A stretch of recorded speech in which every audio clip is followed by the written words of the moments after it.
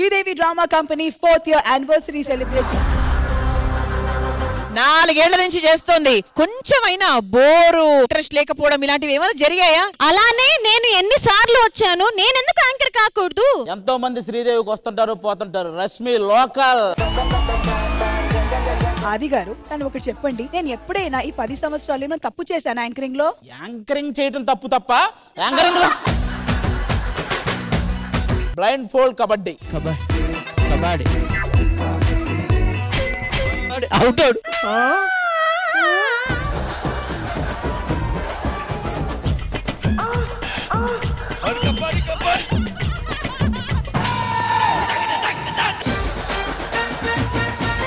రాఘవ గారు ముక్కు మెట్లు గుద్దుకుందరా? పిల్లాన్ని చంపేస్తారా?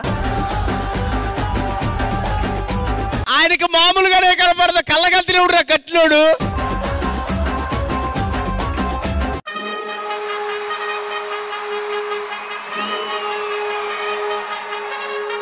నీ పేరేంటి?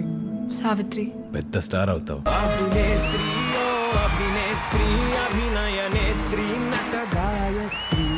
ఒక సూర్యుడు ఒక చంద్రుడిలాగా ఒకే ఒక్క మహానటి, అది మన సావిత్రి గారు మాత్రమే.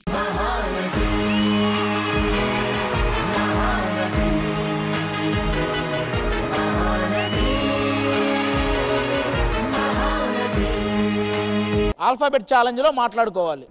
ఏరా ఆది బలిసిందారా? చీరేస్తా. షేప్ అవుట్ అయిపోతావు. ఈగో ఎందుకురా నీకు? ఫన్నీగా అన్నలేరా? గర్ల్ ఫ్రెండ్ ఉందా?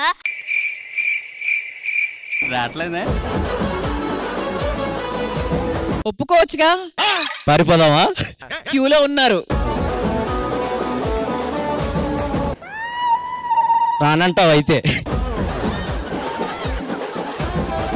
లవ్లీ మై హీరో రెడీగా ఉన్నాడు కదా ఇక్కడే. మొహం సరిగ్గా చూడు, ఆ మాట అనవు నువ్వు.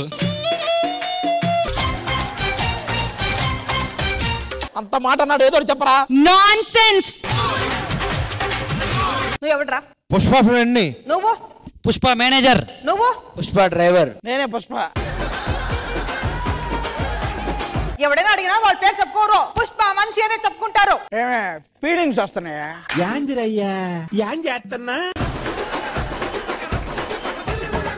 ఎందుకో పోయినవే ఎన్నెలా కనర కనల్ల మమ్ముల కోపాలకి పుల్లాడవి కలల వెడుతదే ప్రేమగల్ల దీపమైతే ఇల్లు వెలుగ వెడుతదే హాయ్ హాయ్ రావే ఎన్నెలా.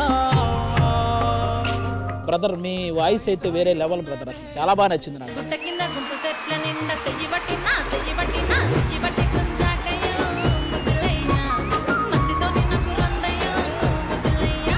అరే గుట్ట కింద గుంపు చెట్ల నిండా వరసకు నాకు వరసకు నాకు వరసకు